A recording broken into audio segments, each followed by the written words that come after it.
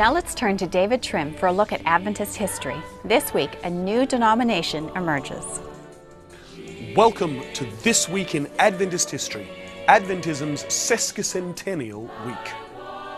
On May 20, 1863, representatives of the embryonic Seventh-day Adventist movement gathered in Battle Creek, Michigan.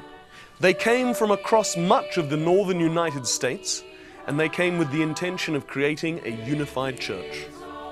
On May 20th, they examined credentials and elected a chair for the session, a man called Jotham Aldrich, and a secretary, Uriah Smith.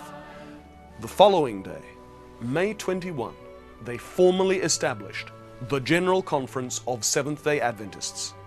They created a constitution, model constitutions for the existing 6 conferences to adopt, and they elected officers and an executive committee.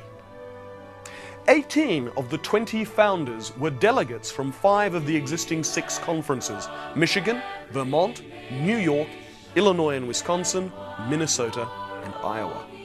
Vermont was the other conference but sent no delegates. But in addition, there were 2 delegates from Seventh-day Adventist churches in Ohio which had not yet organized into a conference.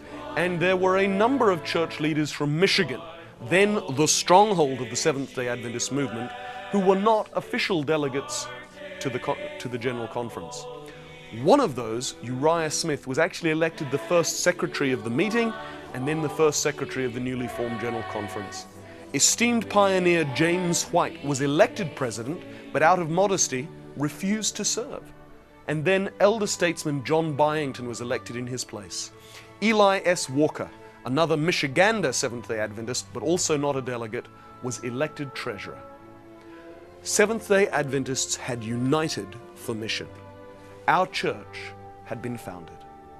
And that was This Week in Adventist History 150 years ago.